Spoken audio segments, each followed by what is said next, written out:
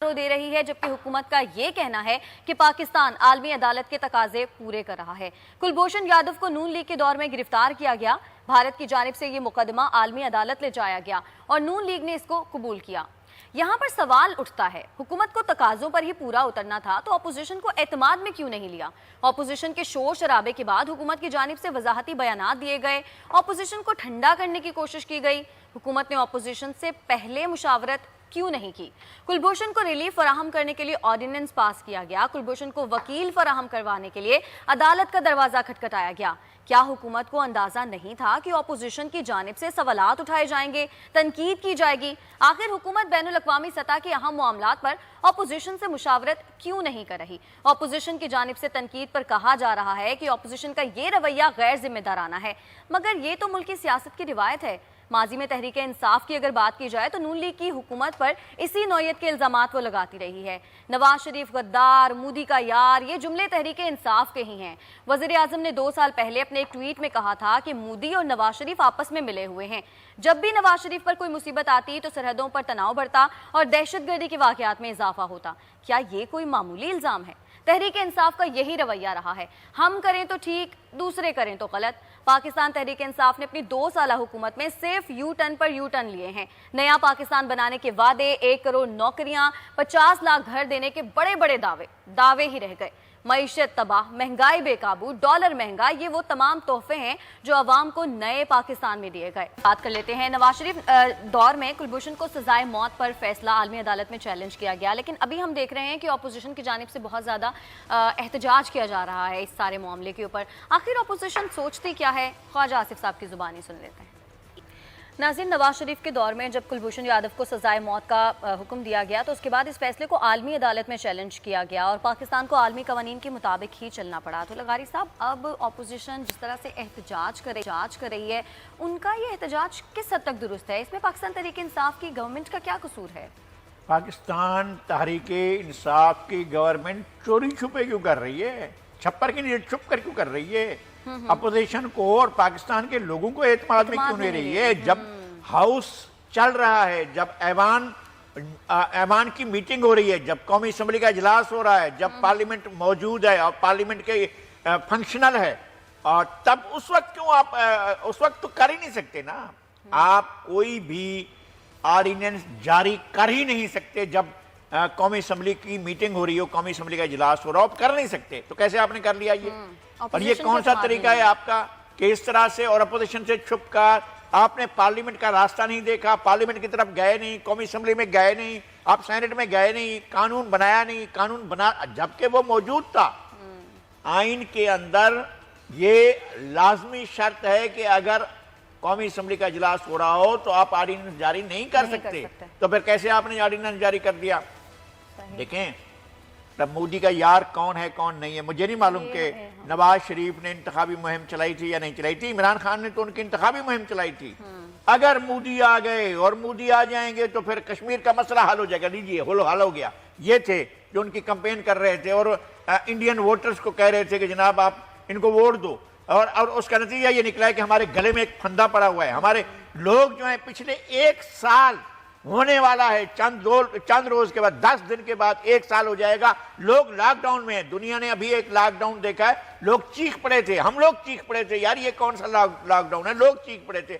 और जो लोग 1 साल से लॉकडाउन में, उनके बारे में नहीं सोचते हो। आपको यह तो याद था कि मोदी आ गया तो कश्मीर का मसला हल होगा। आप किस मुंह से ये कह रहे थे और आप किस तरह से ये चल रहे हैं? और लोग क्यों आप अंधेरे में रख रहे हैं पाकिस्तान के अवाम को, पाकिस्तान की कौम को, पाकिस्तान की अपोजिशन को, पाकिस्तान की पार्लियामेंट को, कौमी असम्बली को क्यों अंधेरे में रख रहे हैं? अंधेरे में रखना यही तो वजह है कि लोग चीख रहे हैं। चलें, ये गलती तो है हुकूमत की कि अपोजिशन को एतमाद में नहीं लिया, लेकिन लगारी साहब, अगर आलमी अदालत इंसाफ का हुक्म नहीं मानते ही है हमारी गवर्नमेंट, तो ऑप्शन क्या रह जाता है? देखें, बात यह है कि कौमों को आबरूमंदाना फैसले करने होते हैं। कोई इज्जत भी कुछ चीज होती है। अगर आपको आलमी इदारे ये कहें कि जनाब आप अपने मुल्क में आकर लोगों को मारने वाले, जासूसी करने वाले, बदमाशी करने वाले इस तरह के आदमी को छोड़ दें, तो क्या आप छोड़ देंगे?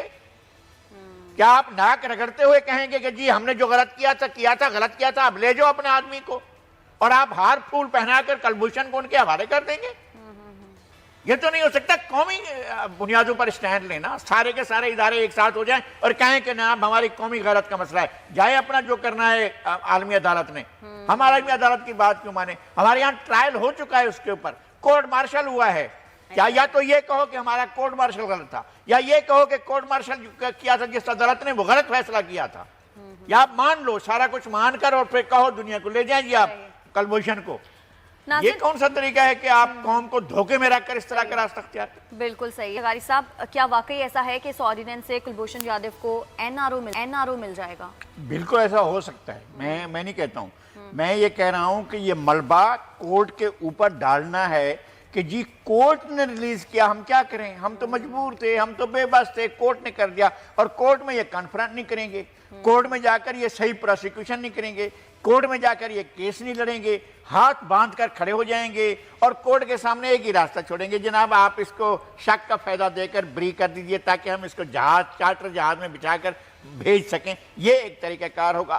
اور پھر ساری دنیا ہم لوگ جو ہیں وہ کورٹ کے بارے میں سوال کرتے رہیں گے کہ جناب یہ تو کورٹ نے فیصلہ کر لیا تھا، ورنہ حکومت تو ایسا کرنے والی نہیں تھی۔ یہ ملبہ کورٹ پر میں آج بات یہ کر رہا ہوں اور میں یہ بات ریکارڈ کے لیے کر رہا ہوں تاکہ ریکارڈ میں رہے اور لوگ اس کو بات کو پھر نکال کر دیکھیں کہ میں نے کیا کہا تھا۔ میں یہ کہہ رہا ہوں کہ حکومت یہ سارے کا سارا ملبہ کورٹ پر ڈالنا چاہتی ہے۔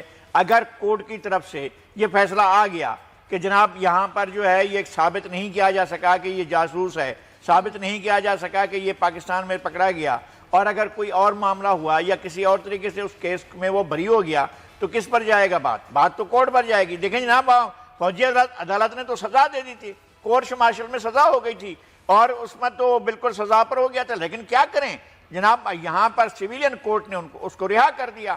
اب سویلین کورٹ جانے اور اس کا کام سپیریئر جوڈیشری ہے، اور ہمیں پتہ ہے کہ بہت ہی قابل احترام پاکستان کی تمام ہائی کورٹس اور پاکستان کی سپریم کورٹ انتہائی قابل احترام ہے، اور ان کے ججمنٹس پر ایسا نہیں ہے کہ کوئی بڑے سوالات اٹھے ہوں، لیکن آپ کیسے سوال اٹھائیں گے اگر یہ کورٹ جسٹس اطہر من اللہ کی کورٹ میں اگر یہ معاملہ جاتا ہے تو کیا ہم یہ اٹھائیں گے ان کے بارے میں سوال؟ ہم ان کی لائلٹی پر شک کر سکتے ہیں؟ ہم کہہ سکتے ہیں کہ جسٹس اطہر من اللہ کسی دشمن کو ایسے ریلیف دیں گے، لیکن مسئلہ کیا ہے کہ یہ حکومت اگر پروسیکیوشن نہیں کرے گی تو پھر کیا ہوگا؟ ایک ہی راستہ ہوگا، جناب بری کر دیں آپ، کورٹ تو میرٹ پر فیصلہ کرے۔ بالکل، وزیر اعظم پہلے بھی وزراء اور محکموں کو تنبیہ کر چکے ہیں اور اطلاعات یہاں تک ہیں کہ وہ ہر بریفنگ کو نوٹ بھی کرتے ہیں، لیکن لغاری صاحب پھر وسیم اکرم پلس حکومت کی کارکردگی کیا وزیر اعظم کو نظر نہیں آتی؟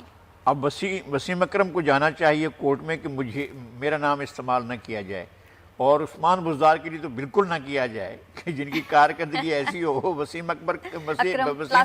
وسیم اکرم کا کیریئر داؤ پر لگا ہوا ہے اور انہوں نے ایک شاندار اپنا ایک دور گزارا ہے، اور پاکستان کے کپتان کے طور پر انہوں نے پاکستان کا نام روشن کیا ہے، اور اگر یہ وسیم اکرم پلس ہیں تو پھر عمران خان پلس کون ہے یہ بھی بتایا جائے ہمیں، اور قوم کو اعتماد میں لیا جائے۔ یہ طریقہ کار ہے کہ جناب گاڑیاں خریدی جا رہی ہیں، اور گاڑیاں وہ خرید رہے ہیں جن نے بھینسیں بیچ دی تھیں، بھینسیں بیچنے والوں نے گاڑیاں خریدنی اور کہہ رہے تھے کہ جناب ہم نے گاڑیاں بھی بیچ دی ہیں، وہ گاڑیاں بھی بیچی گئی تھی، تو بھائی یار وہی گاڑیاں رہنے دیتے، اگر آپ نے گاڑیاں ہی اچھی لگتی ہیں اور نئی گاڑیاں چاہیے تو وہ گاڑیاں جو گاڑیاں چاہیے ان کو کھیتوں میں لے کے جانا ہے، تو کھیتوں کے لیے روب ڈالنا ہے کسانوں کو، دیکھو ہم کیسی گاڑیوں میں آئیں، ادھر ہاتھ نہیں لگانا، اس کو میلی ہو جائے گی، خراب ہو جائے گی، ہماری گاڑی کے قریب نہیں آنا، ادھر دھول جو ہے وہ تمہارے مقدر میں ہے، اور دھول ہی لیتے رہو، اور دھواں بھی آئے گا تمہاری مقدر میں، اور اس کے علاوہ کچھ نہیں آئے گا، تمہیں ملے گا کچھ نہیں۔ دیہات میں جانا ہوتا ہے ان لوگوں نے تو اتنی بڑی گاڑیوں میں بیٹھ کر جانا ہوتا ہے، کیا بتانا ہوتا ہے، گاڑیاں چھوٹی گاڑیاں دیہات والے نہیں آنے دیتے ہیں،